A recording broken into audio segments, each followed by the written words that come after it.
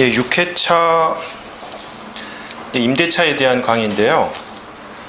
자, 임대차는 사실은 중요하지 않기 때문에 이 뒤쪽에다 배치해 놓은 것은 아니에요. 그건 아니고 임대차가 되게 중요합니다. 중요한 부분이긴 한데 그 또 더 중요한 부분들, 뭐 채권자 대위권이라든지 그 다음에 채권자 취소권, 그 부분을 먼저 했고요. 그 다음에 이제 물권 부분으로서 법정지상권하고 근저당권 부분을 한 다음에 그 다음에 이제 채권에 해당되는 임대차 부분, 뭐 그런 순서대로 하다 보니까 이제 임대차가 지금 뒤쪽에서 설명되고 있는데요. 사실 임대차는 단순히 이 사례형 문제뿐만 아니라 객관식을 비롯한 기록형 문제에서 내기가 참 좋습니다. 왜냐하면 임대차라고 하는 것이요, 실제 실무에 가면 많이 문제가 돼요. 물론 뭐 그 금액이 뭐 소액에서부터 다액까지 다양하지만 실질적으로 지금 서민들, 일반적인 사람들이 자기 집을 소유하고 있는 사람들이 일반적으로 주거를 어떻게 해결하고 있겠습니까? 대부분이 흔히 우리가 전세라는 개념으로 해결을 하고 있잖아요. 전세. 물론 이제 지금 여러분들 소유의 집은 없을 거라고 예상이 돼요. 제가 여러분들을 너무 무시하는 건지 모르겠지만 대부분 이제 부모님들이 집을 소유하고 계시겠죠. 뭐 결혼하신 분들은 좀 예외겠지만 소유하고 계시면 이제 자기 소유인 집에서 거주하는 거죠. 이제 자가 소유. 근데 대부분 이제 자기 소유 집이 없으신 분들은 타인 소유의 집을 전세를 통해서 거주를 한단 말이에요. 그런데 이 전세라는 거는 물권법에 규정된 전세가 아니죠. 물권법에 규정된 전세는 전세권 등기를 하는 거예요. 전세권 설정자로서 소유권자가 전세권을 설정해 주면 우리는 전세권자로서 물권의 지위, 물권자로서의 지위를 누린단 말이에요. 그러나 이게 싫어요. 소유권자 입장에서는 쟤한테 물권을 주는 게 싫어요. 등기해 주는 것도 귀찮고, 얘가 물권자면 물권은 뭐예요? 대세적 효력이 있잖아요. 그러니까 자기 마음대로 또 전전세를 줄 수도 있고, 전세권에 기해 가지고 여기에다가 뭐 저당권을 설정하는 등 여러 가지 권리 행사를 할 수 있기 때문에 여러분들이 흔히 말하는 뭐 전세다라고 하는 거는 사실은 임대차예요. 채권계약상의 임대차. 이 전세는 우리나라에만 있는 특이한 제도예요. 그래서 혹자는 이런 전세를 물권법상의 물권적 전세에 대비해가지고 뭐 채권적 전세다라고 하시는 교수님들도 있지만 이 채권적 전세라는 말도 결국은 임대차를 지칭하는 말입니다. 그런데 임대차는 뭐예요? 그 지위가 채권이란 말이에요. 그러니까 임차인으로서는 채권자로서의 지위밖에 못 가지니까 물권에 대해서 어떻게 됩니까? 항상 열의적인 지위를 가질 수밖에 없잖아요. 불안한 거예요. 나보다 선순위가 됐든 후순위가 됐든 물권자한테 대항을 못해요. 그렇기 때문에 이 임차권을 보호해주기 위한 방향으로 모든 법들, 특별법들이 제정이 됩니다. 뭐 주택임대차 보호법이라든지 상가건물임대차 보호법, 이런 것들이 제정이 되는데, 또 여러분들 입장에서는 그래요. 아니 그러면 임차권자를 보호하려면 임차권자에게 막강한 지위를 부여하면 되지 않겠느냐라는 아주 단순한 생각을 하십니다. 근데 여러분들이 이제 법률가로서 법학을 접한다라고 생각을 하시면 이런 균형 잡힌 생각을 하셔야 돼요. 이게 소유자가 있어요. 일종의 뭐 이런 건물을 소유한 소유자라고 해요. 그럼 이 사람이 임대인이 되겠죠. 그러면 임차인에게 자기 소유 건물을 임차를 합니다. 근데 이 임차인을 막강하게 보호를 해주면, 야, 우리나라의 불쌍한 서민들 다 보호가 되겠네, 이렇게 생각이 드시나요? 절대로 그렇지 않아요. 임차인을 막강하게 보호해주면 보호해줄수록 상대적으로 임차인을 죽이는 거예요. 죽입니다. 왜냐하면 여러분 너무 단순하게 생각하시면 안 돼요. 임차인을 막강하게 보호해주면 보호해줄수록 이 소유권자들이 임대차를 하겠어요? 안 하겠어요? 안 하죠. 아니 내가 내 건물 갖고 내 맘대로 하고 싶은데 무슨 뭐 아주 강력한 임대차를 보호해주는 법률을 만들어놨다라고 한다면 내가 왜 내 소유 건물을 갖고 마음대로 하지도 못하고 오히려 속박당하는 그 법률에 구속당하는 법률 관계를 설정하지 않을 거 아니에요. 그러니까 오히려 임대차를 안 하게 되는 거예요. 그러면 오히려 더 임차인들은 껍데기인 자기를 보호해주는 아주 막강한 법률만 있으면 뭐합니까? 실질적으로 임대차를 할 수 있는 물건이 없는데 물건들이 없는 거예요. 물건들이. 임차 목적물들이 없으면 법률만 막강하게 있으면 뭐예요? 아무 소용이 없지. 물론 뭐 비슷한 예일지는 모르겠지만 단순하게 뭐 처벌을 엄하게 하자라고 해서 모든 범죄가 사라지지 않는 것처럼 무조건 임차인을 보호한다고 해서 임차인이 보호되는 것도 아니고 오히려 소유자 입장에서는 임대차를 놓지 않는다는 거예요. 그러니까 이런 점을 염두에 둔다면 여러분들이 이 법률 관계라는 게 한쪽만 놓고 볼 것이 아니라 양자를 균형 있게 봐야 된다라는 점을 생각하실 수 있을 거예요. 뭐 제가 여담으로 드린 얘기입니다. 뭐 어쨌거나 임차권에 관한 문제, 특히 임대차에 관한 문제는 실무에서 정말 많이 문제가 되고 있고요. 특히 임대인과 임차인 간의 권리관계를 조절하는 문제들 또는 이러한 채권의 효력을 가지는 임차권을 물권에 준하는 효력으로 인정해 줄 때 어떠한 법률적인 문제가 생기는지 이 부분에서 많이 문제가 돼요. 또한 임대차는요, 쟁점들이 아주 부분적으로 많아요.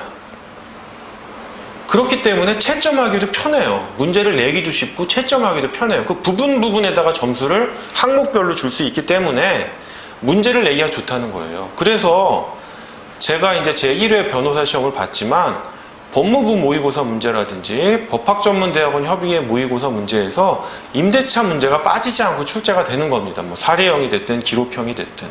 심지어 객관식에서는요, 반드시 출제된다고 보시면 돼요. 실생활과 밀접하게 연관되어 있고 판례도 많이 축적되어 있기 때문에 그렇습니다. 상대적으로 채권자 취소권은 어렵기는 하고 중요합니다 라고 하는데 좀 쟁점을 나누기가 힘들어요.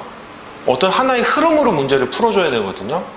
그리고 어디까지 부분 점수를 줘야 될지도 애매하고 특히 가액배상, 원물 반환이 아닌 가액배상의 경우 이게 가액배상을 어떻게 산정하느냐, 뭐 1원이라도 틀리면 이 사람 틀렸다고 해야 되는지 채점하기가 너무 힘들거든요. 그렇기 때문에 임대차는 제가 뒤쪽에서 설명드리고 있지만 출제 가능성이 매우 높다.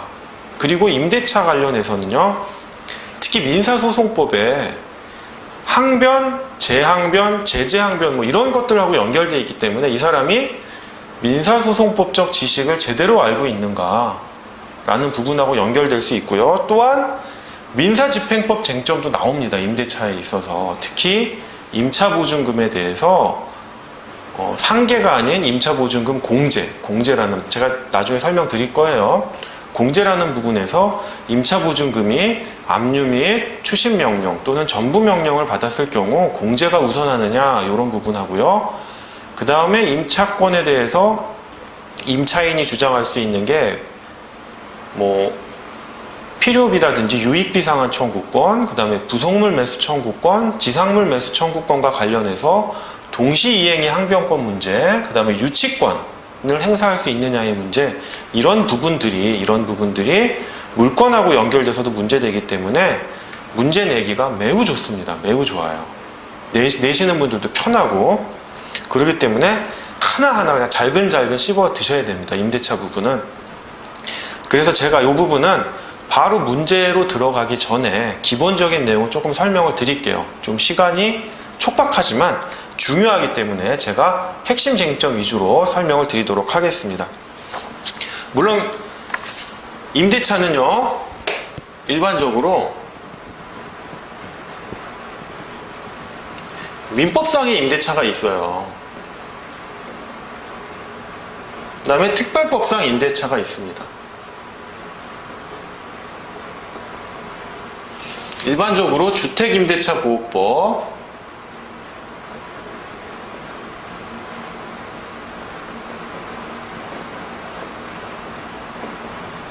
상가건물 임대차 보호법이 있어요.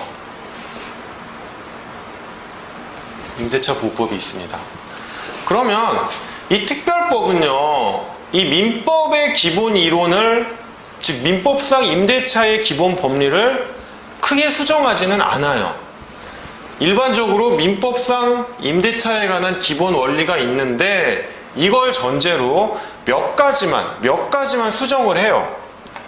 그렇기 때문에 임대차가 나오면 특별법만으로 푼다거나 민법만으로 풀 수 있는 문제가 없어요. 이거를 같이 물어봅니다.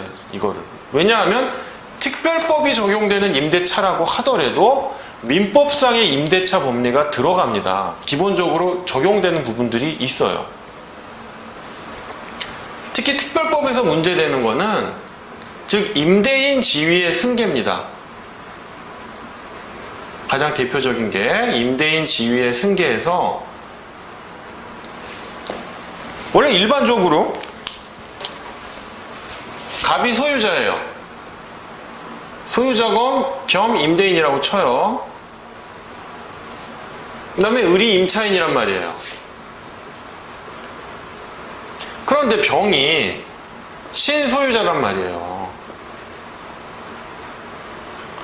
그럼 이 임차인이 병에게 대항할 수 있습니까? 못해요. 물론 병이 이 임대차 관계를 승계하면 당연히 임대인의 지위를 누리게 돼서 임차인하고 어떤 권리 의무 관계가 설정될 거예요. 즉 일반적으로 이런 식이 되겠죠. 뭐 임차 보증금이 1억 원이다. 임차 보증금이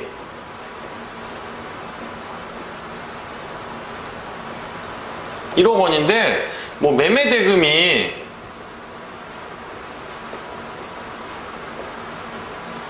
3억 원이다. 그럼 병 입장에서는 어떻게 하겠어요? 임대차 계약을 승계한다라고 한다면 이 3억 원에서 1억 원을 빼요. 그러면 2억만큼만 매매 대금으로 주고 갑이 이게 을에게 지급해야 되는 임차 보증금 반환 채무잖아요. 임차 보증금 반환 채무니까 이 채무를 병이 면책적으로 승계를 합니다. 면책적으로 채무 인수를 해요.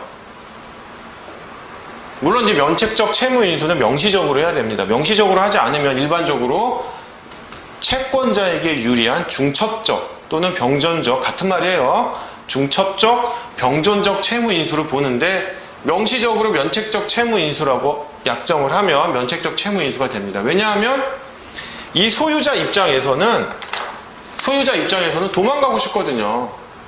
난 매매대금 2억 원만 받았으니까 3억 원 다 안 받고 2억 원만 받았으니까 나는 이 법률 관계에서 빨리 도망가고 싶은 거예요. 이탈하고 싶은 거예요. 그리고 이 1억 원 채무는 네가 쓴 게 이런 꼴이 되겠죠. 그쵸? 일반적으로 이런 모습이 일어나요. 그런데 원래 병이 이러고 싶어서 이랬을까요? 아니에요. 왜냐하면 주택임대차 보호법이라든지 상가건물 임대차 보호법에 새로운 소유자는 임대인 지위를 승계한다라는 규정이 있어요. 규정이 있기 때문에 어차피 승계할 거 이런 식으로 하는 것 뿐이에요. 만약에 이런 규정이 없었다면 이렇게 안 합니다. 저래도 이렇게 안 해요. 내 마음에 맞는 임차인 두고 싶으니까 그냥 3억 원 주고 다 사는 거예요. 3억 원 주고 다 사버리면 민법상 임대차입니다. 민법상 임대차. 이 임차인은 대항할 수 없어요. 왜? 얘는 채권이니까. 물건인 소유권자한테 어떻게 대항하겠어요? 그리고 을하고 병하고는 임대차 관계가 없잖아요. 얘한테 주장할 수 없잖아요. 채권은 뭐예요? 채권 채무 관계를 맺은 당사자 사이에만 주장할 수 있는 거잖아요. 그렇기 때문에 주택임대차 보호법이라든지 상가건물 임대차 보호법에서 임대인 지위의 승계라고 해서 임차인을 보호해주고 있는 겁니다. 보호해주고 있고요. 그 다음에 두 번째로 여러분들이 아셔야 될 게 대항력이에요. 대항력. 물론 이제 주택임대차보호법하고 상가건물임대차보호법상의 대항력을 구비하는 요건이 좀 달라요. 다릅니다. 그 다음 우선변제권입니다.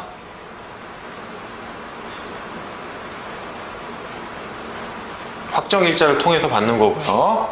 그 다음에 기타 여러 개가 있지만 그거는 여러분들 조문 보시면 되는 거고, 제일 대표적인 건 이겁니다. 여기서 문제가 돼요. 물론 제가 이제 설명은 드릴 거예요. 하지만 6회차 강의 시간에는 민법상 임대차 법리에 대해서만 제가 설명을 드리고 그거와 관련된 문제만 풀겠습니다. 그리고 7회차 시간에 특별법에 대한 부분을 설명드리고 특별법에 관련된 문제를 좀 다루도록 할게요.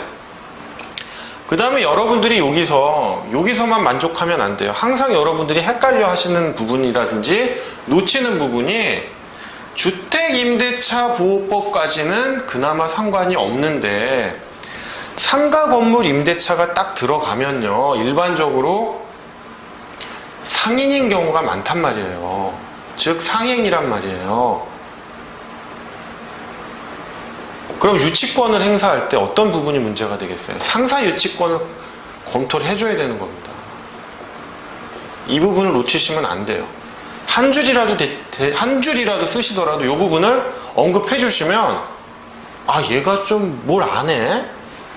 물론 이제 상행위를 언급하셔야 되고 상사 유치권을 언급하셔야 되고, 물론 임대인이 상인이라는 점, 이런 부분들 언급을 해주셔야죠. 그 전제로서.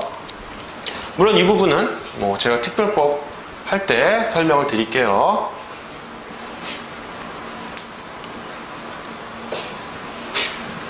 자, 즉 임대차를 여러분들이 문제를 풀 때는 민법상 임대차에 대한 기본 법리 플러스 특별법에서 수정되고 있는 부분을 같이 언급해서 함께 풀어줘야 된다. 그런 문제를 낸다. 물론 문제를 조금 쉽게 구성하면 특별법은 제외하고 민법상 기본 원리에 대해서 풀어라 라고 할 수 있습니다. 하지만 여러분들 기록형이라든지 객관식을 염두에 두신다면 양자를 함께 종합적으로 보실 수 있어야 됩니다. 자, 일단 민법상 임대차에 있어서 기본 법리를 설명드리면, 제가 민법의 기본 원리를 민법 설명하듯이 해드리진 않고요. 어떤 소송에 있어서 어떤 식으로 문제가 되는지 그 부분에 대해서만 설명을 드릴게요. 일단 임대차 관계의 주요 분쟁 유형인데, 일반적으로 임차보증금 반환 청구 유형이 있을 거예요.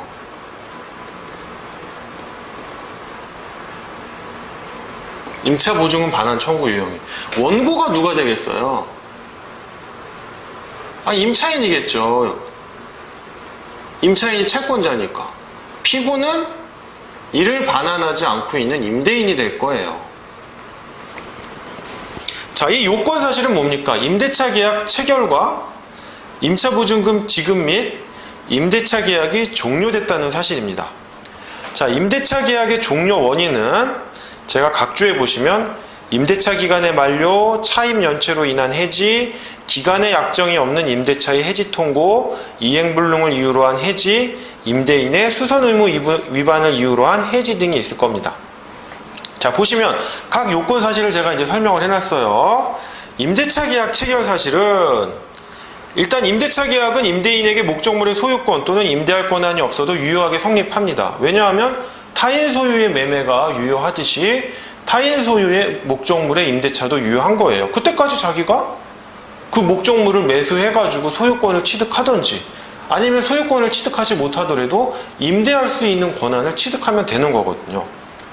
그리고 임대차 계약은 임대 목적물, 임차 보증금, 차임, 임대차 기간을 기술하는 겁니다.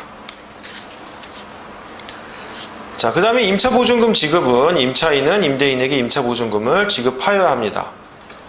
그리고 임대차 계약의 종료 사유로 여기 1번, 2번, 3번, 4번, 5번 제가 이렇게 설명을 다 해놨죠.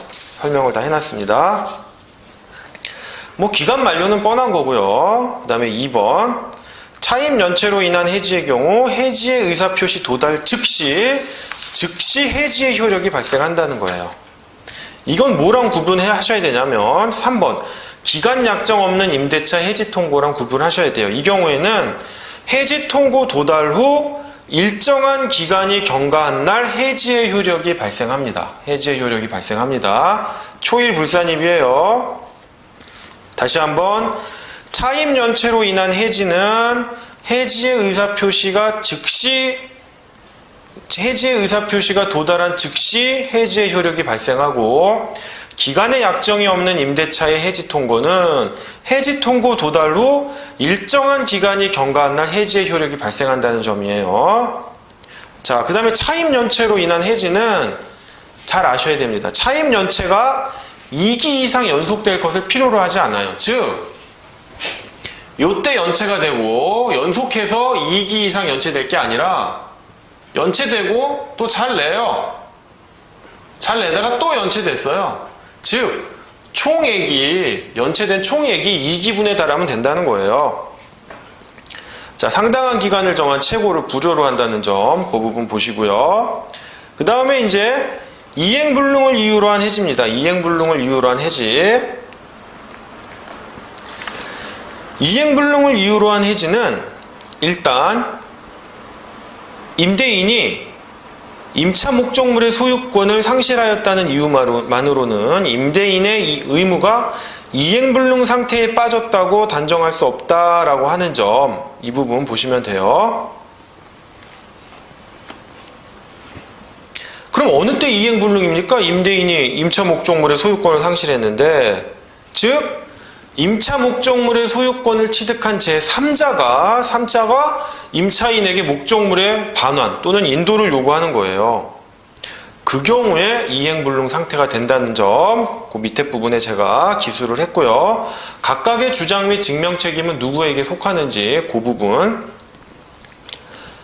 한번 보시면 됩니다.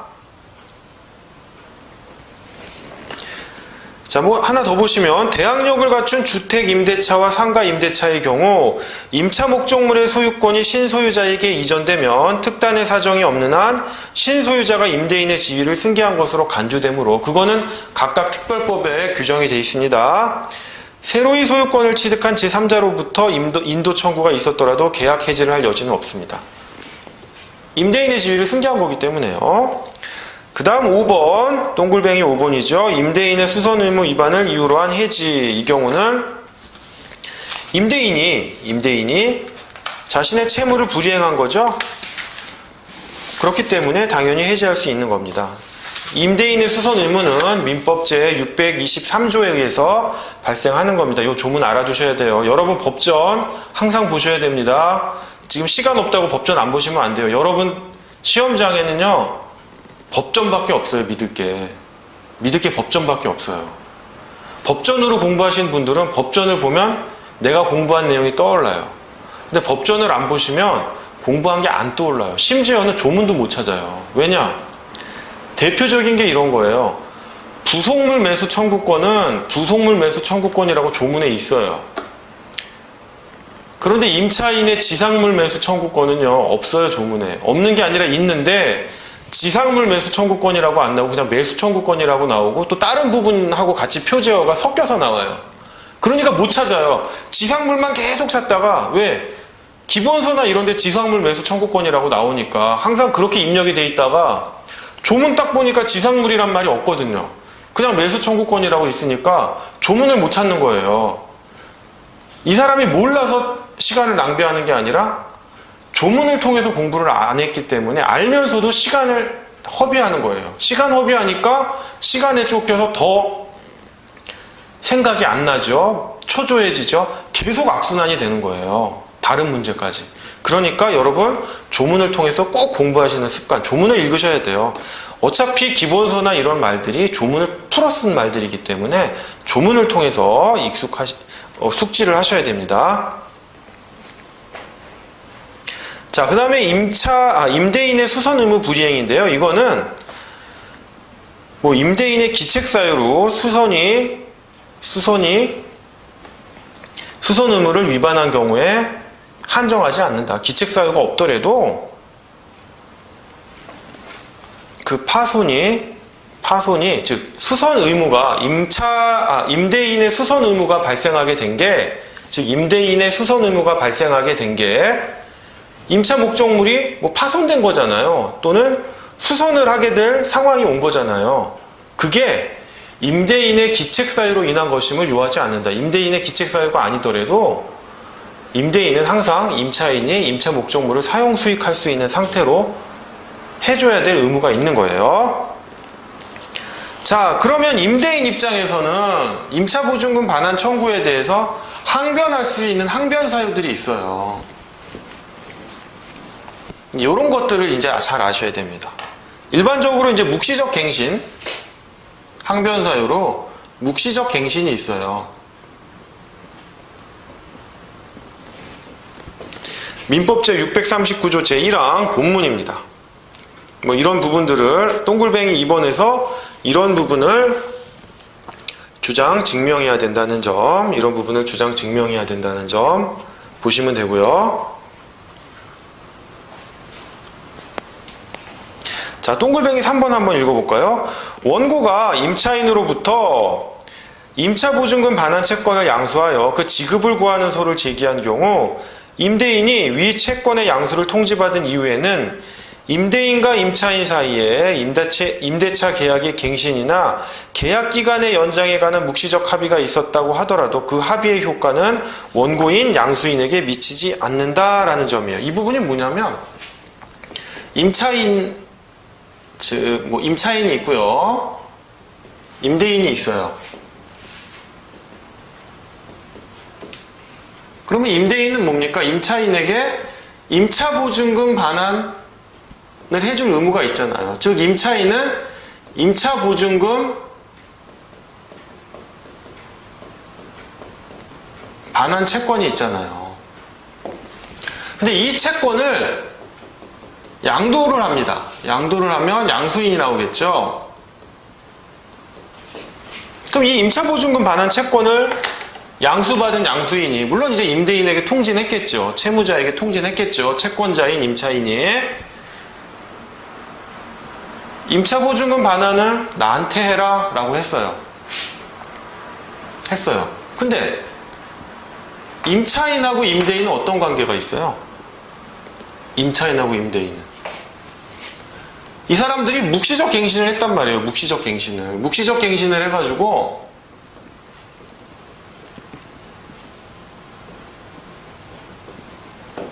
임차인이 이 임차 목적물을 더 임차하기로 했어요. 그러면 임대인 입장에서 어떤 주장을 합니까? 임차보증금 반환 채권이 너한테 양수된 거 맞아. 나한테 청구하는 거? 오케이. 근데 뭡니까? 동시이행의 항변으로서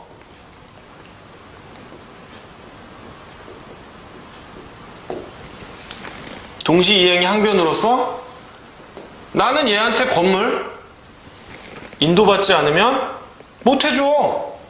건물을 인도받아야지. 내가 건물을 인도받아야지만 내가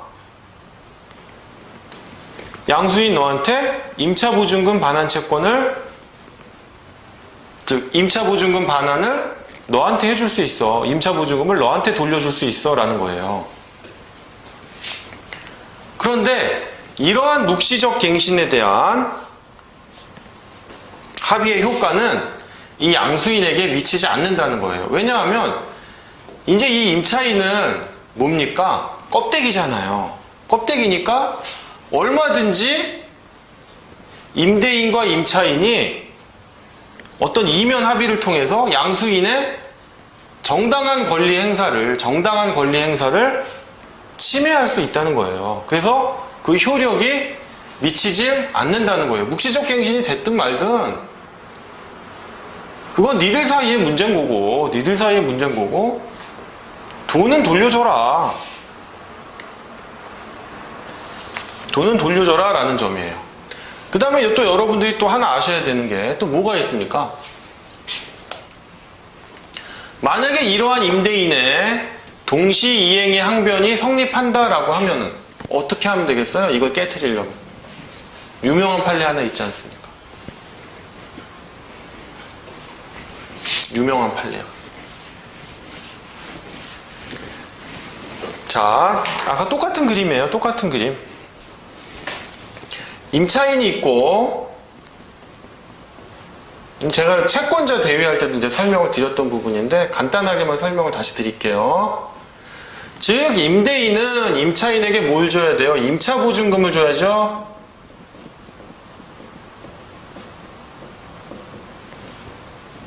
여긴 뭘 줘야 됩니까? 건물 인도를 해줘야 돼요.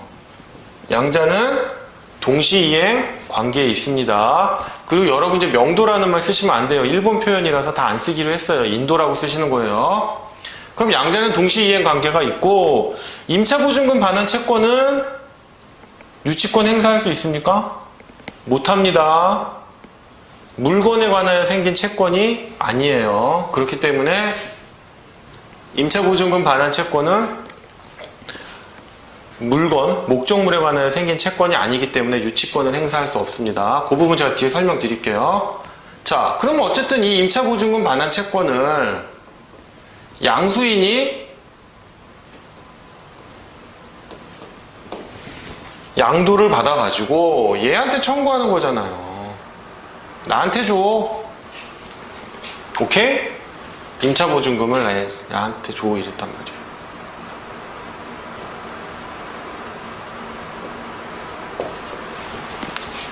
그럼 아까 같은 경우 임차인과 임대인 사이에 임대차 계약에 대한 묵시적 갱신이 일어나면 임차인은 건물 안 줘도 되죠. 묵시적 갱신이 일어났으니까. 그러니까 임차인이 임대인에게 건물을 인도 안 해도 되니까 양수인 입장에서는 이 임차보증금 반환 채권을 행사할 수가 없어요. 행사를 하면 임대인 입장에선 그래 임차보증금 반환 채권 너한테 양도된 거 맞아. 그리고 네가 나한테 행사해도 돼. 근데 뭐 나 건물 인도 받기 전에 못 줘. 동시이행의 항변이 있기 때문에. 또는 우리 연장하기로 하는 묵시적 갱신의 합의가 있었어 라는 주장을 하는 겁니다. 그러면 아까 제가 설명드린 그 판례는 뭐예요? 묵시적 갱신의 합의는 뭐 너희들 사이에 있는지 모르겠다. 니들끼리의 문제지 양수인에게 대항하지 말아라 라고 하는 점이 하나 있었고요. 두 번째, 만약에 양수인에게도 대항할 수 있다 라고 한다면 양수인 입장에서는 어떻게 이걸 해결해야 되는가? 바로 양수인은 임대인의 채권자죠. 다 이런 관계가 되죠. 얘가 채권자가 되고 채무자가 되고 제3채무자가 되죠.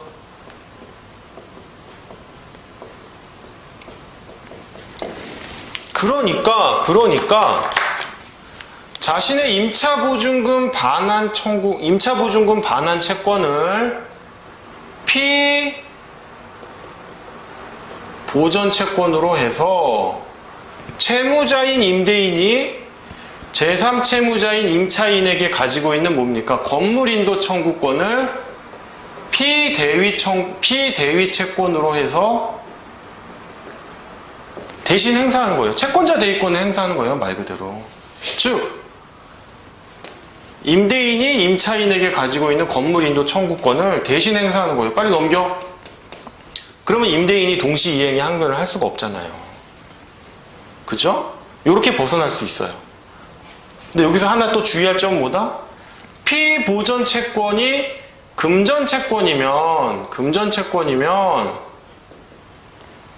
어떻게 하라고 그랬어요? 채권자가 무자력이어야 되잖아요. 채권자 대위권을 행사하려면 채권자 대위권 시간에 다 한 거예요. 여러분들 뭐 이거 낯설어 이러면 안 돼요. 무자력이어야 하는데 이 경우는 뭐다? 무자력 요건을 요하지 않는다라는 아주 유명한 판례 있었죠? 이건 판례 자체로 아셔야 돼요. 객관식 내기 무지 좋고요. 사례형, 기록형 아주 낼만합니다. 자, 뭐다? 첫 번째, 임차인과 임대인 사이에 임대차 계약의 갱신이나 계약기간 연장에 관한 묵시적 합의가 있었다 하더라도 그 합의의 효과는 양수인에게 주장할 수 없고, 설령 주장할 수 있다 하더라도 양수인 입장에서는 임차보증금 반환 채권을 양수받은 양수인 입장에서는 이와 같은 채권자 대위권 행사로서 동시이행의 항변권 주장을 깨트릴 수 있다는 점입니다. 이 부분. 자, 그리고 묵시적 갱신이 됐다라고 한다면 전 종전 임대차랑 동일한 기간의 임대차가 되는 게 아니라 뭐다? 기간의 정함이 없는 임대차가 되므로 다시 또 원고인 임차인은 재항변으로 민법 제635조에 따른 계약 해지의 통고에 따른 임대차 계약의 종료를 주장할 수 있는 것입니다. 그 다음 항변 사유로서 또 뭐가 있냐면 공제예요. 공제. 여러분 이거 상계라고 생각하시면 큰일 납니다. 이거 공제예요. 마치 우선권이 있는 거예요. 이거는. 자, 보시면 임차보증금 반환 채권은 임대차 종료 후 목적물을 임대인에게 인도할 때까지 발생한 연체차임, 관리비, 부당이득, 손해배상 등 임차인의 모든 채무를 공제한 잔액이 있을 것을 조건으로 하여 그 잔액에 관하여 발생하는 정지조건부 권리로서 임대인의 임대차 목적물 인도 청구권과 동시이행 관계에 있다. 다 아시는 내용이죠. 그 다음 이 부분 동글뱅이 2번. 그럼 임차보증금 반환 채권은 언제 발생하느냐? 임대차 종료 시에 발생하고 바로 이행기에 도달하지만 그 반환 액수는 언제다? 동시이행의 항변권이 박탈되는 인도시, 조건 성취시, 즉 목적물에 대한 인도가 있을 때 확정이 되는 거예요. 그러면 동글뱅이 3번. 임차보증금은 임대차 관계에 따른 임차인의 모든 채무를 담보하는 담보적 효력을 가지며 그 결과 임대인은 임대차와 관련된 자신의 채권을 우선 변제받을 수 있다. 따라서 임대인의 담보적 효력에 기한 우선 변제권의 행사를 당연 공제라고 표현하며 이는 상계권의 행사가 아니다라는 점이에요. 즉 상계라고 표현하시면 안 됩니다. 즉 뭐냐? 이제 제가 뒷부분에서 설명드리려고 했는데 미리 좀 말씀을 드리면, 자, 임차인이 있고요. 임대인이 있단 말이에요. 그럼 말 그대로 임차보증금 반환을 해줘야 되죠. 근데 임차보증금 반환 채권은 뭐다? 정지조건부 권리라고 했어요. 정지조건부 권리. 즉 확정적인 게 아니라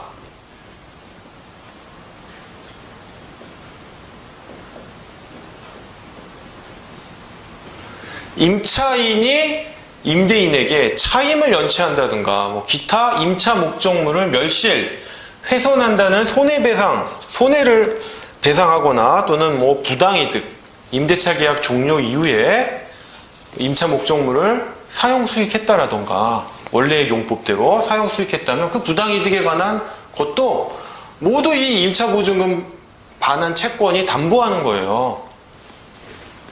즉 그러한 정지 조건이 성취됐을 경우에 한해서 받는 거예요.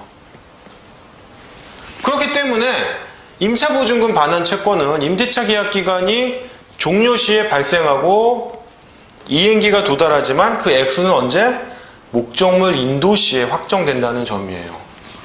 그렇기 때문에 임대인은 임차인에 대한 모든 손해배상 등의 모든 채무를 이 임차보증금을 통해서 담보할 수 있는 거예요. 그렇기 때문에 임차인에게 돌아갈 임차보증금이 제로가 될 수도 있어요. 그러면 문제는 뭐냐? 만약에 여기 채권자가 임차인의 채권자입니다. 임차인의 채권자가 채권이 있는데 임차인의 재산이 뭐가 있는가 라고 봤더니 아무것도 없어요. 제일 좋은 건 뭐예요? 임차인의 부동산 같은 데다가 가압류 해놓으면 제일 좋지만 없어요. 빈털털인 것 같아요. 그러니까 이 임차보증금 반환 채권이 하나 있으니까 얘가 압류 이렇게 해요. 압류 및 뭐 추심 명령 이런 걸 받아왔다고 쳐요. 또는 전부 명령을 받아왔다고 쳐요. 원래 압류, 여러분 또 기억이 망각됐을까봐, 압류 현금화 배당이란 절차를 제가 거친다고 그랬죠? 민사집행에 있어서. 그러면 이 현금화 절차가 부동산에 있어서는 뭐다? 경매예요. 경매를 하고 나면 경락대금이 들어오잖아요. 낙찰대금이 들어오잖아요. 그 돈을 채권자들이 배당받는 거고요. 부동산이 아닌 일반적인 금전 채권은 지금 설명드린 추심이나 전부 명령을 통해서 현금화가 됩니다. 현금화가 됩니다. 그러나 법원은 이 압류 및 추심 명령 또는 압류 및 전부 명령을 동시에 내려줘요. 편의를 위해서 그렇게 해줍니다. 하여간 여기까지만 제가 설명드릴게요. 더 깊이 들어가면 민사 집행의 문제가 되니까. 어쨌든 임차인의 채권자가 이 임차보증금 반환 채권을 압류 및 추심 명령, 전부 명령을 했어요. 그러면 이 임차인은 얼마든지 이 압류 및 추심 명령 또는 전부 명령을 뭐 고의인지는 모르겠지만 나쁜 마음을 먹고 고의적으로 훼손할 수가 있습니다. 어떤 식이냐? 뭐 임차보증금 반환 채권이 2억인데 채권자가 압류 및 추심 명령을 했어요. 그러면 임차인은 내가 이거 임대인한테 받을 거 얘한테 다 뺏기는데 내가 꼬박꼬박 얘한테 차임, 임료, 차임을 줘봤자 뭐하냐? 줘가지고 임차보증금 온전하게 돌려받아봤자 얘한테 뺏기니까 그래, 나 그때부터 차임 안 줘. 차임을 안 줘요. 그러면 임대인은 그때부터 이제 2억에서 계속 차임을 공제해 나가는 겁니다. 뭐 속된 말로 까나간다 이러는데 까는 거예요. 계속 공제하는 거예요. 그러면 이 채권자는 압류 및 추심 명령, 전부 명령을 미리 받아놨는데도 이 임대인의 공제권, 담보적 효력에 기한 우선 변제권의 행사, 이 당형 공제로 인해서 압류 및 추심 명령, 전부 명령을 받아놔도 마지막에 받아갈 게 하나도 없을 수가 있어요. 이게 무시무시한 거예요, 공제가. 임차인이 작정하고 나쁜 짓 하면 방법이 없습니다, 방법이. 즉 임대인을 보호해주는 거예요. 임차보증금에 관한 당형 공제는. 물론 이거에 대해서 공제를 허용하면 안 된다라고 하는 학설들이 있어요. 학설들이 있는데 일단 대법원 판례는 압류 및 추심 명령에 대해서는 공제를 허용합니다.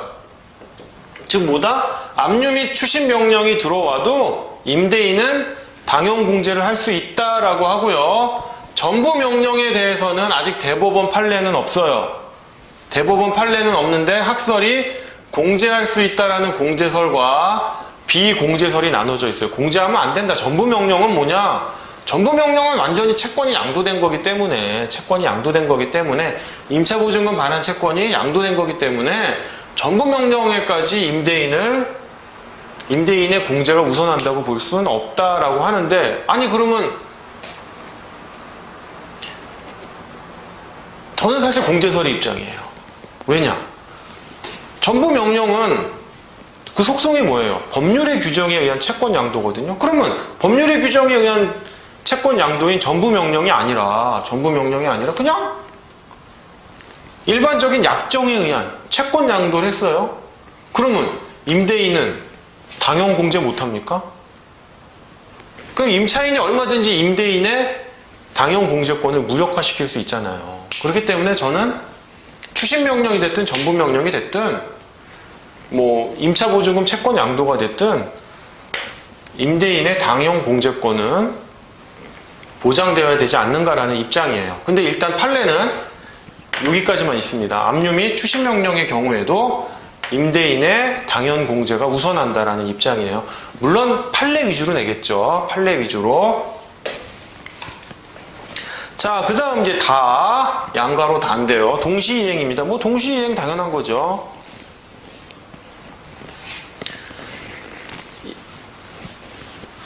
임차인은 임차보증금 반환 채권을 제3자에게 양도하거나 정부명령을 받은 경우에도 채권의 동일성은 그대로 유지되는 것이므로 임대인은 여전히 임대차 목적물의 인도와 동시이행을 주장할 수 있다라는 점이에요. 이에 대해서 원고의 임차인은 재항변으로 피고인 임대인에게 목적물을 이미 인도하였거나 이행 제공을 한 상태이기 때문에 동시이행이 항변을 행사할 수 없다라고 재항변할 수 있다라는 점이에요. 자, 임차보증금 반환 청구는 좀 의외로 간단해요. 근데 이제 두 번째가 좀 복잡하죠. 두 번째는 임대인이 하는 겁니다. 임대인이. 임차보증금 반환 청구는 그거예요. 나 빨리 임차 목적물 너한테 줄게 빨리 돈을 내놔라. 임차보증금을 내놔라. 내가 그거 받아야 딴 데 임대차 또 들어가지. 라는데 임대인이 안 주는 거예요. 임차보증금을. 아예 새로운 임차인이 들어와서 그 임차보증금을 받아서 너한테 반환해줘야 되는데 얘가 빨리 안 들어오네. 좀 기다려라고 해서 임차인이 다급해서 하는 거예요. 임차보증금 반환 청구는. 그럼 나번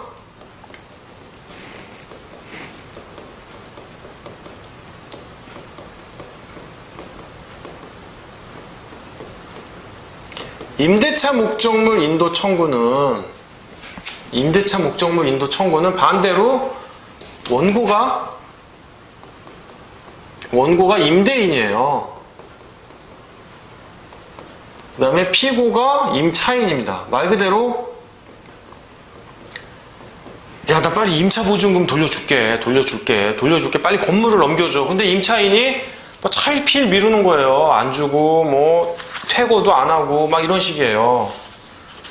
일반적으로 이제 상가 건물에서 많이 일어납니다. 상가 건물에서, 왜냐하면 하루 영업을 하면 수익이 엄청 나거든요. 막대해요. 그러니까 이 사람들은 어떻게든 하루 이틀이라도 더 버텨서 영업을 하고 나가려고 그래요. 또는 주택임대차 경우에는 이 사람들이 종족을 감춘다거나 뭐 연락이 안 돼요. 그러면 막 내가 들어가서 얘 목적물을 드러낼 수 있다? 못해요. 못합니다.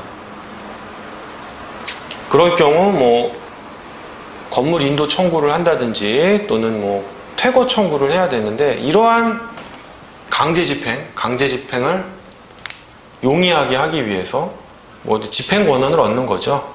재소전 화해 절차라는 걸 많이 합니다. 그 부분.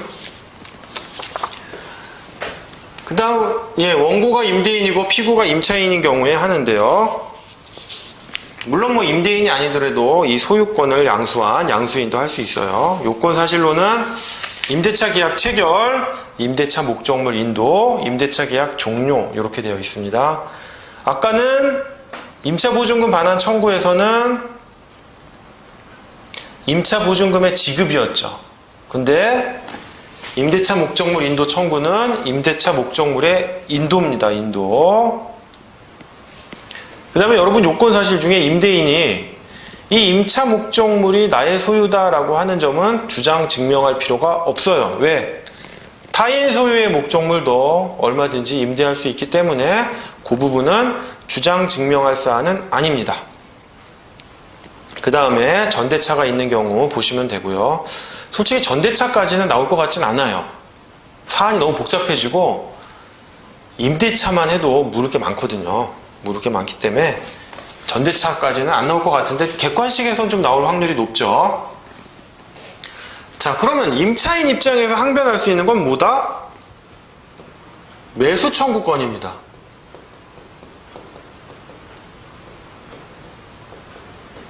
이 매수 청구권인데 이 매수 청구권은 보시면 부속물 매수 청구권과 지상물 매수 청구권이 있고 두 가지가 있습니다. 부속물 매수 청구권하고요.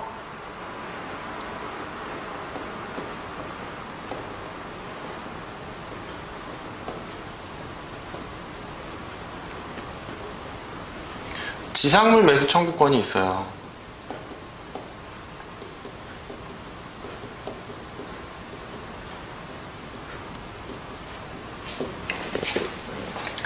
지상물 매수 청구권은 요거 민사소송법에서 좀 잘 나오는 쟁점이 하나 있죠. 근데 제가 설명을 드릴게요, 뒤에서. 부속물 매수 청구권이 중요한데, 이 부속물 매수 청구권에 여러분 요건을 아셔야 돼요, 요건을. 제가 이렇게 뭐 장황하게 써놨는데 중요한 거라서 써놓은 거예요. 뭐 이렇게 장수 늘리려고 써놓은 게 아니라 너무 중요하고, 그 부분 딱 답안지에 그냥 포인트만 딱딱 써주셔야 돼요. 자, 부속물 매수 청구권은 일단 민법 제646조에 되어 있습니다. 표제어도 임차인의 부속물 매수 청구권 이렇게 되어 있어요. 그러면 이 부속물 매수 청구권은 뭐에 대한 항변이냐? 이 건물 인도 청구에 대해서는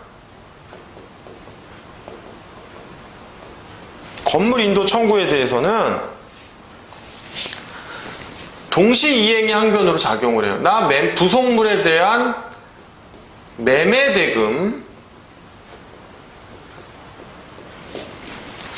부속물에 대한 매매대금을 받기 전에 못 줘. 이런 겁니다. 물론 이제 임대차 목적물 인도 청구에 대한 첫 번째 항변은 뭐냐면요. 임차인 입장에서 내가 이거를 계속 쓰고 싶다, 임차하고 싶다라고 한다면 임대차 계약이 종료되지 않았음을 항변하면 돼요. 그게 첫 번째 항변이에요. 그게 아니고 종료는 맞는데 내가 드린 뭐 부속물이라든지 지상물, 뭐 필요비, 유익비 뭐 이런 거에 대한 상환을 구할 때 하는 항변들입니다. 여기엔 적진 않았지만 임차인이 임대차 목적물을 더 임차하고 싶으면 아까 제가 처음에 임차보증금 반환 청구에 있어서 그 임대차 계약의 종료 사유들 있죠? 그걸 역으로 임차인이 주장하는 거예요. 종료되지 않았음을 주장하는 겁니다. 자, 건물 인도 청구의 경우에는 부속물 매매대금과 동시 이행의 항변을 주장할 수 있고요. 펜이 하나 없네. 예.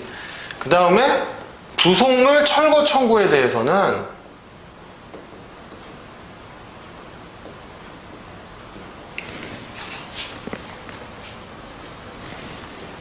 무슨 철거냐? 넌 부속물을 매수해야 된다. 라고 하는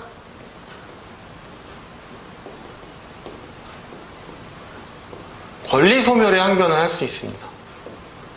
이거를 조금 멋있는 말로 민사소송법에서 뭐라고 하죠? 요거는 권리 저지적 항변.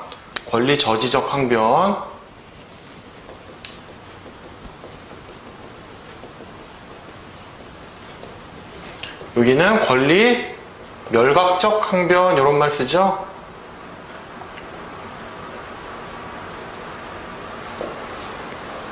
자, 부속물 철거 청구의 경우에는요, 부속물을 왜 철거하냐? 매수해라, 네가. 이건 철거할 게 아니다. 네가 매수해서 돈 매매대금 나 주고 네가 부속물을 사가야 된다. 그 다음에 네 소유로 한 다음에 철거를 하든지 부시든지 계속 쓰든지 그건 네가 알아서 해라. 이거는 너는 철거를 청구할 수 있는 권한이 없다라는 점이고요. 인도 청구는 뭐다? 인도해주는 건 맞아. 내가 건물 인도해줘야 되는데 부속물에 대한 매매대금을 지급해줘. 인도 청구권 자체가 없다는 게 아니라 뭐다? 인도 청구권은 있는데 동시 이행의 항변을 행사하는 겁니다. 여기는 철거 청구권 자체가 없다. 여기는 청구권은 있는데 동시 이행의 항변이다 라는 점이에요. 자, 그 다음에 이제 부속물이란 뭐다? 요 세 가지 그냥 암기를 하셔야 됩니다. 임차인의 소유에 속하고 건물의 구성 부분이 되지 아니한 것으로서 독립성을 가지며 건물의 사용에 객관적인 편익을 가져오게 하는 물건. 다만 부속된 물건이 오로지 임차인의 특수 목적에 사용하기 위하여 부속된 것일 때에는 이를 부속물 매수 청구권의 대상이 되는 물건이라고 할 수 없다라는 점이에요. 요 세 가지 아셔야 됩니다. 그러면 마땅히 딱히 떠오르는 게 없어요. 딱히. 뭐냐? 일반적으로요. 전기나 수도나 가스 시설을 생각하시면 돼요. 어떤 상업적인 건물에, 상업적인 임대차에 있어서 보시면 건물의 구성 부분은 아니에요. 독립성이 있어요. 그 다음에 건물의 사용에 객관적인 편익을 가져오게 해요. 그 다음에 임차인의 소유에도 속하고요. 그리고 쉽게 분리할 수 있어요? 못하죠? 어떻게 분리합니까? 뭐 이게 건물 속에 막 박혀 있는데 파이프가 설사 분리를 한다고 쳐요.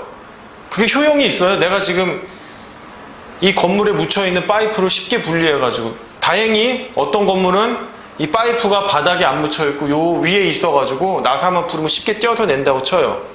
그런데 그 수도관 파이프, 가스관 파이프를 내가 갖고 있다고 해서 재산적 가치가 있습니까? 건물에 붙어 있을 때 효용이 있는 거잖아요. 그러니까 부속물은 어떤 전기나 수도나 가스 같은 배관 설비가 대표적인 예에 해당한다고 보시면 됩니다. 물론 이제 관련된 문제 한 번 더, 관련된 문제를 풀면서 여러분들 더 이해를 쉽게 하실 수 있을 거예요. 자, 그 다음에 이제 이 부속물 매수 청구권은요, 어떤 임대차 계약의 종료 원인이 임차인의 채무 불이행으로 인한 거다라고 한다면 행사할 수 없습니다. 이 부분 아주 중요해요. 그 다음 부속물 매수 청구권 행사의 요건사실입니다. 요건사실 6가지 요거 암기하셔야 되고요. 그 다음에 부속물 매수 청구권은 형성권이라고 하는 점. 그 다음 부속물 매수 청구권 포기특약은 그 원칙적으로는 가능해요. 가능한데 그 편면적 강행 규정 있지 않습니까? 민법 제652조 임차인에게 불리한 것, 일방적으로 불리한 것이면 효력이 없다라는 점이에요. 그러면 이제 부속물 매수 청구권에도 유치권이 행사될 수 있느냐? 안 된다는 거예요. 여러분 그냥 물론 이거 왜 원리를 이해하시면 되지만 그냥 기계적으로 시험장에서 급하잖아요. 뭐 먼저 원리 따져서 할 게 아니라 그냥 바로바로 나와야 되거든요. 임대차에 있어서 임차인이 행사할 수 있는 각종의 뭐 부속물 매수 청구, 뭐 또 뭐가 있습니까? 지상물 매수 청구, 필요비 유익비 상환 청구, 그 다음에 임차 보증금 반환 청구, 나아가서 권리금 반환 청구도 있거든요. 이 중에서 유치권을 행사할 수 있는 건 뭐다? 비용 상환 청구밖에 없어요. 즉 뭐? 필요비랑 유익비 상환 청구밖에 없어요. 그게 바로 목적물에 관하여 생긴 채권입니다. 나머지는 목적물에 관하여 생긴 채권이 아니에요. 보시면 부속물 매수 청구권의 부속물 매매 대금은 임차 목적물에 생긴 게 아니라 뭡니까? 부속물에 관하여 생긴 채권이잖아요. 그러니까 유치권이 성립하지 않죠. 결련 관계가 없는 거예요. 즉 그리고 근데 부속물 매매 대금의 지급은 건물 인도 청구와 동시 이행의 항변권은 성립한다는 점. 이 부분 아셔야 됩니다. 그 다음에 뭐 전차인의 경우도 부속물 매수 청구권 행사할 수 있다는 점입니다. 그 다음 토지 임차인의 지상물 매수 청구권이에요. 동그라미 2번 보시면 민법 제643조 이렇게 돼 있는데 민법 제643조 한번 표제어를 보세요. 제가 각주에 써놨는데 임차인의 갱신 청구권, 매수 청구권 이래가지고 조문을 안 보면 이게 지상물 매수 청구권 규정인지 몰라요.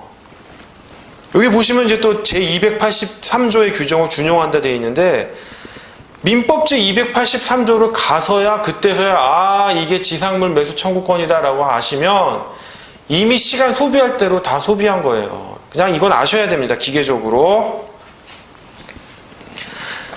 자, 동그라미 2번 토지 임차인의 지상물 매수 청구권. 임대인이 임대한 토지의 인도와 함께 임차인이 토지상에 시설한 지상물의 철거를 구할 경우 임차인은 계약의 갱신 또는 지상물 매수 청구권의 행사를 주장할 수 있다. 민법 제283조를 준용한다는 점이에요. 아주 중요해요.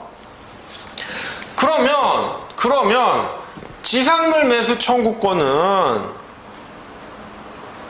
어떤 항변이냐 이거예요. 아까 같이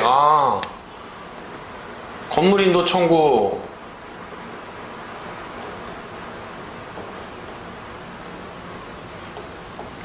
지상물 철거 청구 또 나눠집니까? 나눠지죠. 그럼 아까랑 똑같이 건물인도 청구는 동시 이행이 항변이고 지상물 철거 청구는 권리소멸이 항변이겠네요. 일견 그런 것 같아요. 논리적으로는 그래야 돼요. 논리적으로는. 근데 이게 조금 민사소송법하고 연결되죠.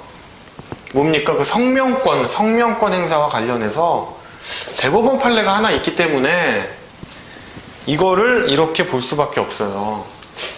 양자가 다 권리소멸의 항변이다.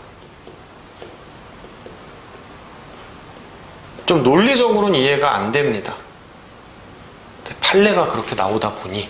물론 판례가 권리소멸의 항변이다라고 한 적은 없어요. 한 적은 없고 양자를 다 기각하여야 된다, 양 청구를 다 기각하여야 된다라고 해서 기각하여야 하는 동시 이행의 항변은요 뭡니까? 기각하지 않잖아요. 내가 뭐 건물인도 청구를 해요. 그죠? 근데 상대방이 동시 이행의 항변을 해요. 그러면 나의 청구를 기각합니까? 어떻게 합니까? 상환 이행 판결을 하잖아요. 뭐를 지급받은가 동시에 뭐 수령함과 상환으로 뭐 이거를 인도하라라고 하는데, 이상하게 지상물 매수 청구권은 건물 인도 청구를 하잖아요. 그럼 상대방이 지상물 매수 청구권을 항변을 하잖아요. 하면은 기각을 해요. 상환 이행 판결을 안 하고. 그러다 보니까 이거 권리소멸의 항변으로 보는 거 아니냐, 양자를 다. 지상물 철거 청구는 부속물 철거 청구랑 같이 당연히 권리소멸의 항변인 거고, 건물인도 청구의 경우에는 지상물 매수 청구권의 행사가 지상물 매수 청구권의 항변이 동시 이행의 항변이 돼야 이론적으로 맞는데, 건물인도 청구를 하면 지상물 매수 청구권을 상대방이 항변을 하면 동시 이행 판결, 상환 이행 판결을 안 하고 기각을 시켜버리니까 이거 대법원 입장이 권리소멸의 항변으로 보는 거 아니냐. 뭐 대법원 판결의 결론을 놓고 보면 이렇게 보는 게 맞을 수밖에 없어요. 맞을 수밖에 없어요. 그런데 대법원도 그러한 문제점을 인식해서 어떻게 합니까? 건물인도 청구를 했을 때 뭐죠? 지상물 매수 청구권 행사 항변을 하면 성명을 해야 된다. 성명을 해야 된다. 라는 점. 그 부분 제가 다음 페이지에 써놨죠. 지상물 매수 청구권 행사의 항변 해가지고 다음 페이지 한번 보시면, 지상물 매수 청구권 행사의 항변이 받아들여지면 청구 취지의 변경이 없는 한 임대인의 지상물 철거 청구 및 토지인도 청구는 기각하여야 하나. 죄송합니다. 이제 건물인도 청구라고 했는데 죄송해요. 지상물의 경우에는 토지인도 청구죠. 토지인도 청구. 지상물 매수 청구권은 언제 일어나는 거예요? 토지를 임대했을 때 그 토지 위에 지상물, 건물이라든지 또는 뭐 조문에 있죠? 어디에 있습니까?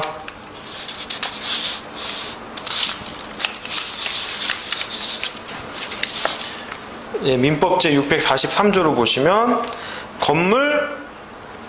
민법제 643조입니다. 건물, 기타 공작물의 소유 또는 식목, 체험, 목축을 목적으로 한 토지 임대차예요. 토지 임대차. 즉 토지를 임차를 하는 거예요. 왜? 건물 또는 기타 공작물의 소유 또는 식목, 나무를 식목하거나 체험, 뭐 소금을 채취하거나 목축을 목적으로 토지를 임차한 경우이기 때문에 건물인도 청구가 아니라 토지인도 청구입니다. 죄송합니다. 제가 좀 실수를 했네요. 어쨌거나 다시 한번 그 지상물 매수 청구권 행사의 항변 보겠습니다. 보시면 자, 지상물 매수 청구권 행사의 항변이 받아들여지면 청구 취지의 변경이 없는 한 임대인의 지상물 철거 및 토지 인도 청구는 기각하여야 한다. 기각하여야 할 것이나 법원으로서는 성명권을 적절히 행사하여 임대인으로 하여금 건물 철거 청구를 건물 소유권 이전 등기 및 건물 인도 청구로 변경하게 한 후 매매대금과의 상한 이행을 명하는 판결을 하여야 하며 이와 같은 성명권 행사 없이 그냥 기각하면 위법하다라고 해서 자신들의 좀 모순된 판결을 모순이라기보다는 좀 이론상 문제가 있는 판결을 보완하고 있습니다. 성명권 행사를 통해서. 그 다음에 뭐 관련된 판결, 뭐 동그라미 1번, 2번, 3번 통해서 한번 읽어보시면 되고요. 뭐 이건 민사소송법의 쟁점이니까 한번 읽어보세요.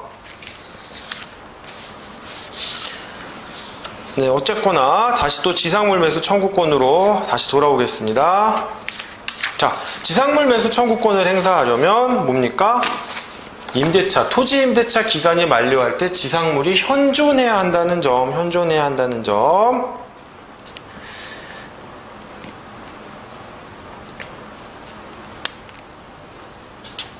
그 다음에 마찬가지입니다. 부속물 매수 청구권과 마찬가지로 임차인의 채무불이행을 이유로 임대차, 토지 임대차 계약이 종료가 되면 지상물 매수 청구권을 행사할 수 없다는 점, 그 점 또한 유념하시기 바랍니다. 그 다음 지상물 매수 청구권 행사의 요건사실 6가지 좀 암기하시면 되고요. 그 다음번에 그 요건사실 6가지 아래쪽에 보시면 이제 다만 요 부분 있잖아요. 다만 요 부분도 한번 읽어보시면 좋을 것 같습니다. 그래서 사실은요, 이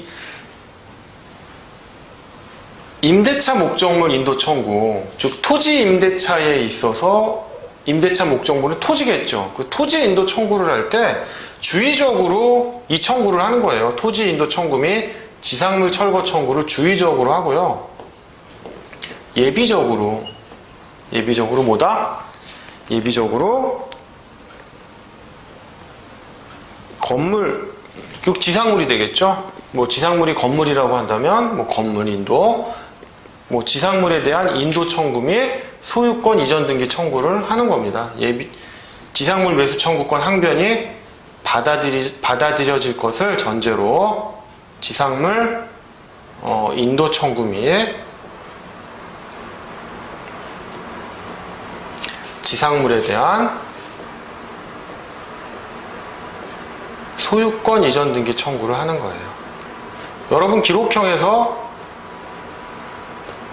이렇게 써주시면 아주 이뻐 보이겠죠? 그런데 이 경우에는 뭐다? 이 경우에는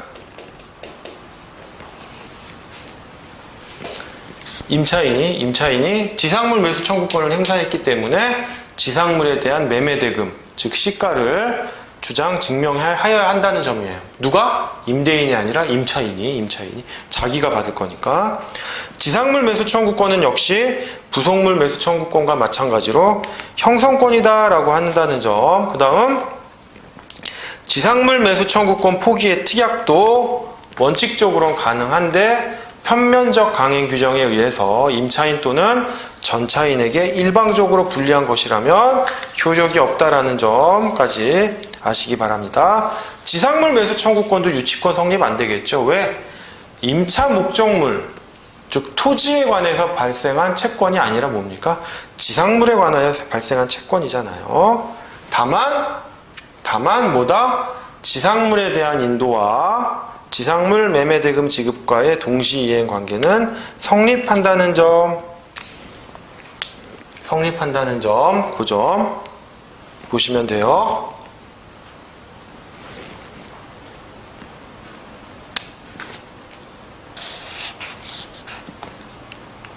그 다음에 뭐 전차인도 지상물 매수 청구권을 행사할 수 있다는 거 보시면 됩니다. 그런데 이제 지상물 매수 청구의 상대방은 누구다?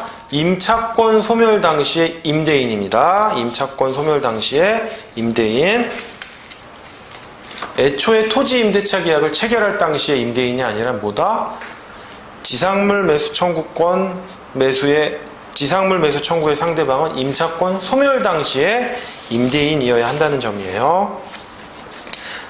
네, 그 다음에 이제 항변이 매수 청구권에 대한 항변이 아니라 유치권 항변입니다. 유치권 항변. 유치권 항변은 제가 아까 말씀드렸죠. 뭐 필요비랑 유익비에 해당하는 비용 상환 청구에만 유치권을 행사할 수 있고, 뭐 임차 보증금, 권리금, 나아가 부속물 매수 청구권, 지상물 매수 청구권 다 안 된다.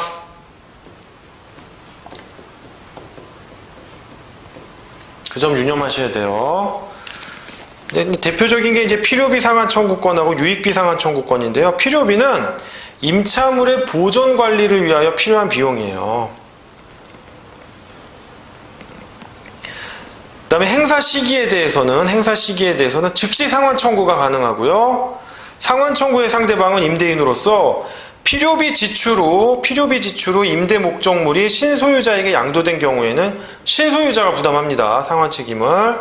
그리고 이러한 필요비 상환 청구권은 민법 제626조가 강행 규정이 아니므로 특약으로 포기 내지 제한이 가능해요. 유익비 상환 청구권은 뭡니까? 목적물의 객관적 가치를 증대시키기 위한 비용입니다. 그렇기 때문에 이 유익비 상환 범위는, 필요비의 상환 범위는 내가 지출한 금액 그 자체예요. 돈 들인 거. 근데 유익비 상환 범위는 유익비로 지출한 비용과 임대차 종료 시 현재하는 증가액 중에 임대인이 선택할 수 있어요. 왜냐? 필요비는 당연히 필요한 비용이니까 내가 들인 돈을 임대인에게 바로 상환 청구할 수가 있어요. 근데 유익비는 뭐냐면 뭐 이런 거예요. 뭐 건물이 있는데 뭐 이 문짝을 그냥 가장 보통 중등 품질로 해야 되는데 이 사람이 뭐 문을 고치는 건 당연한 거잖아요. 당연한 건데 이 문을 뭐 금박을 했다. 본인이 과도하게 지출한 거잖아요. 그거에 대해서 임대인이 다 배상해 줄 수는 없잖아요. 즉 그러니까 뭐다? 지출한 금액 또는 그 가치가 현존하는 증가액,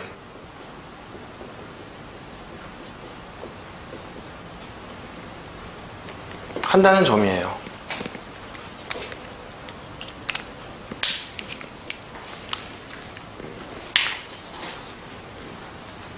즉 임대인에게 선택권을 주는 겁니다. 임대인에게. 즉 뭐 둘 중에 가장 비싼 금액으로 할 수도 있겠죠. 임대인이 너무 착하거나 정신 나갔거나. 그러나 대부분은 뭐다? 작은 금액으로 하겠죠. 작은 금액으로.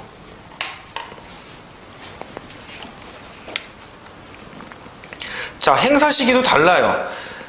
필요비는 즉시 상환 청구가 가능한데 유익비는 뭐다? 임대차 종료 시에 청구가 가능하고요. 다만 똑같은 건 뭐다? 상환 청구의 상대방은 임대인인데 유익비 지출 후 임대 목적물이 신소유자에게 양도된 경우에는 신소유자가 상환 책임을 부담합니다. 마찬가지로 특약으로 포기 내지 제한이 가능하다는 점이에요. 자, 그 다음 임차보증금 반환 채권의 유치권이 성립하는가? 임차보증금 반환 채권은요, 임차 목적물에 대한 사용수익에 대한 대가지 목적물에 관하여 생긴 채권이 아니에요. 즉 변련성이 인정되지가 않습니다. 제가 각주에 보시면 유치권을 조금 설명을 해놨어요. 그 부분 보시면 되고요. 권리금은요, 상가 임대차 같은 경우에 많이 발생해요. 즉 임대인이 있고 임차인이 있으면 이걸 다시 전차를 한다거나 전차를 하거나 새로운 임차인을 데리고 들어와요.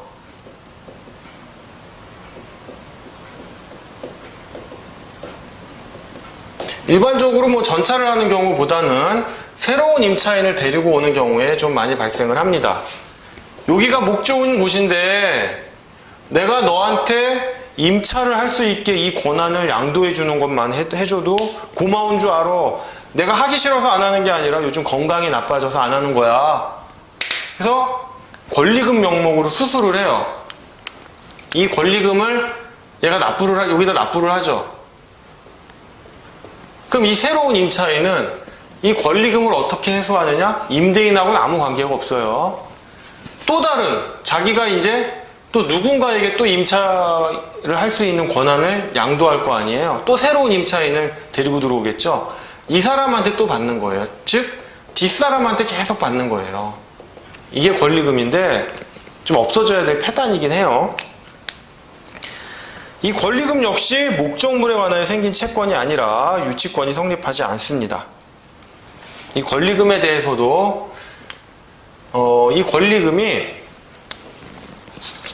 어떤 문제가 있냐면 과연 임대인에게 청구할 수 있겠는가?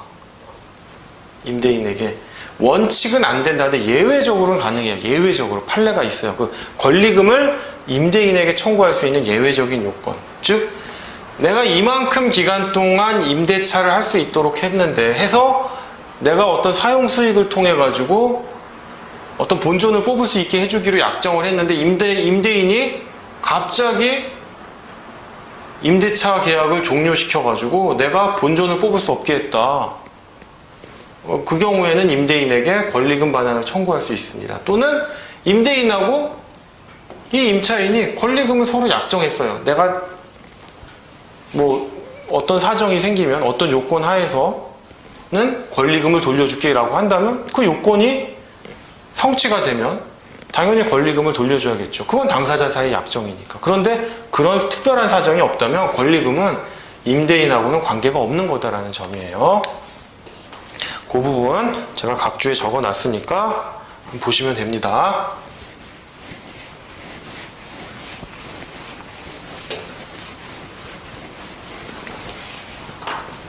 자, 그 다음에 또 주장할 수 있는 항변이 동시이행이에요. 동시이행은 유치권과 달리 조금 성립하는 범위가 많았죠. 뭡니까? 임차 보증금 반환, 임차 보증금 반환도 가능했었고요. 그 다음에 또 이제 뭐 부속물 매수 청구권이라든지 지상물 매수 청구권의 경우에도 동시이행을 행사할 수가 있었어요. 자, 그러한 임차 보증금 반환 청구권, 반환 채권에 대한 동시이행의 항변에 대해서 제 항변은 뭐다? 임차 보증금이 없다. 내가 너한테 반환할 임차 보증금이 없다. 뭐? 공제되었다라는 거. 그걸 제 항변으로 할 수 있고요. 그 다음에 또다시 제 항변으로 뭐다? 공제가 잘못되었다라든가 공제할 채권 자체가 없다라는 점. 뭐 그런 점을 다시 또 제 항변으로 할 수 있습니다. 자, 그 다음 동그라미 2번이 좀 중요한데요. 임대인으로부터 적법하게 전차한 전차인이라고 하더라도 전차인은 임대인에게 직접 전대차 보증금 반환 청구권을 취득하는 것이 아니므로 전대차 보증금의 반환과 동시이행의 항변을 주장할 수 없지만 임차인의 임차 보증금 반환 청구권에 기한 동시이행의 항변권을 원용할 수가 있습니다. 원용할 수가 있어요. 자, 그 다음 양가로 4번 임대인의 재항변 사유와 양가로 5번 임차인의 제재항변 사유 한번 보시면 됩니다.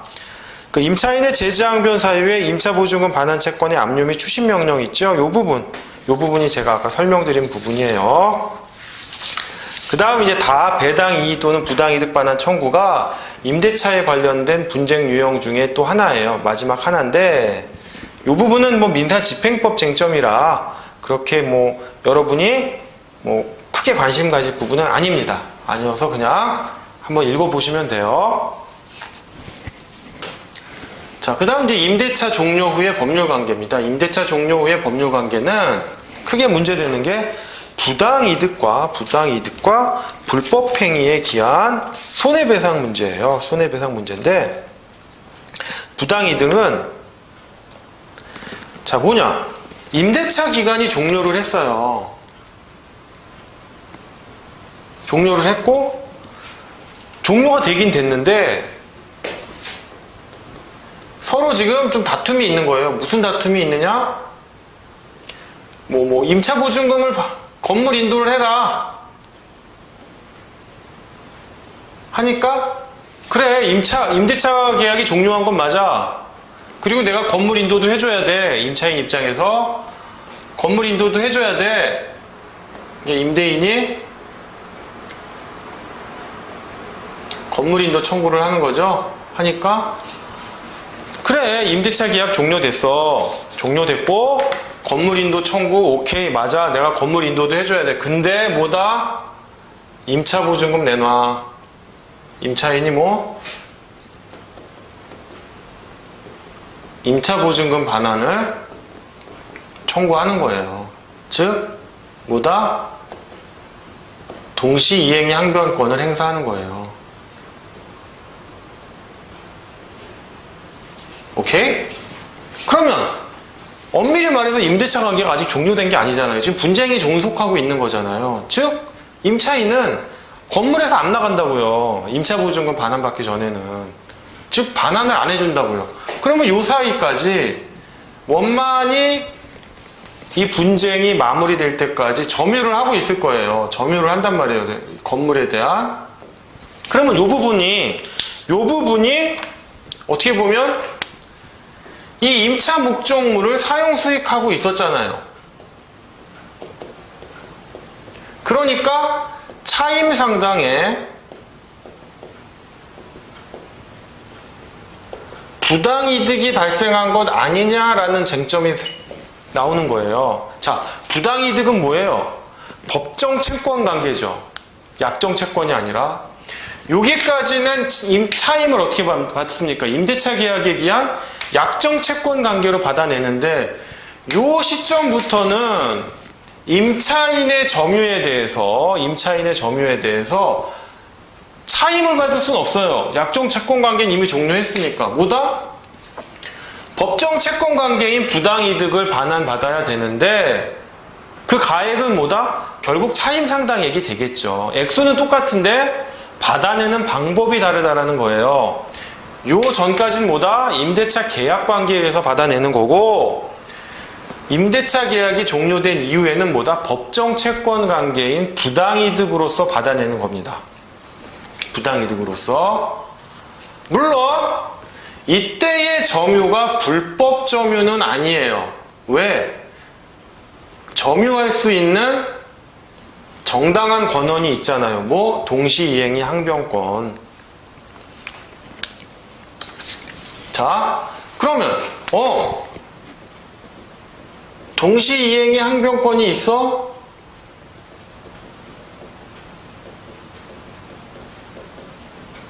오케이, 동시이행의 항변권이 있네. 그럼 뭐다? 불법 점유는 아니다. 불법 점유라고 볼 수는 없다. 그렇다고 해서 동시이행의 항변권이 있다라고 하는 것만으로 해서 무상사용권이 인정되는 건 아니다. 즉 유상으로 사용해라. 그 부분을 차임 상당의 부당이득으로 받아내라는 겁니다. 차임 상당의 부당이득으로.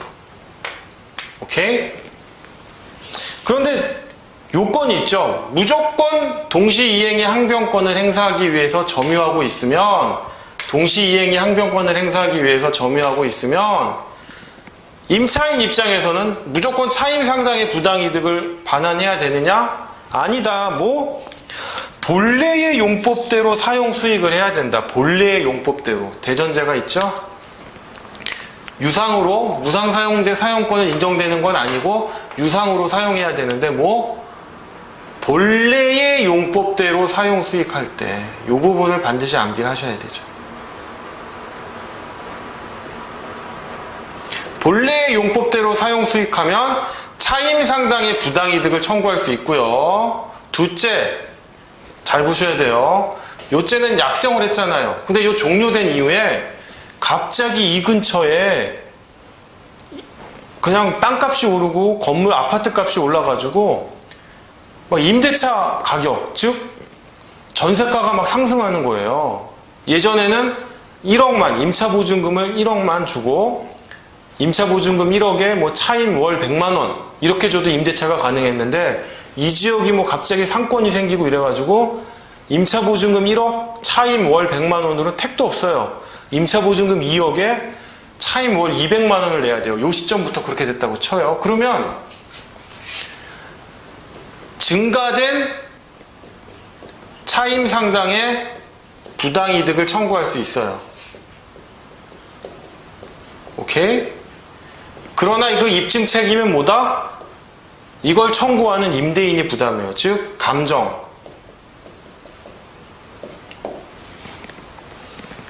감정가액을 청구할 수 있다는 거예요.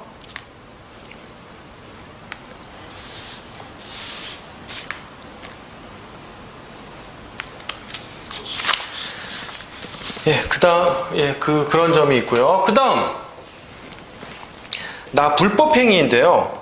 임차인에게 동시이행이 항변권이 존재하는 한 적법한 점유에 해당하므로 불법 행위는 성립하지 않아요.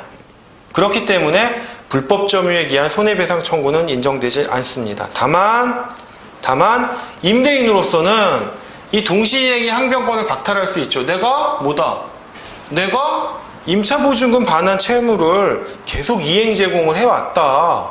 그러면 뭡니까? 동시이행의 항변권이 박탈되죠. 이 경우 임차인의 점유를 불법 점유로 몰고 가서 불법 행위에 기한 손해배상 청구를 할 수도 있어요. 물론 그 손해액은 차임 상당액이 되겠고, 만약에 그 이후에 임대차 계약이 종료된 이후에 차임이 증가됐다. 그 주변에 차임이 증가된 사정이 있다면 증가된 차임 상당의 손해를 청구할 수 있겠죠.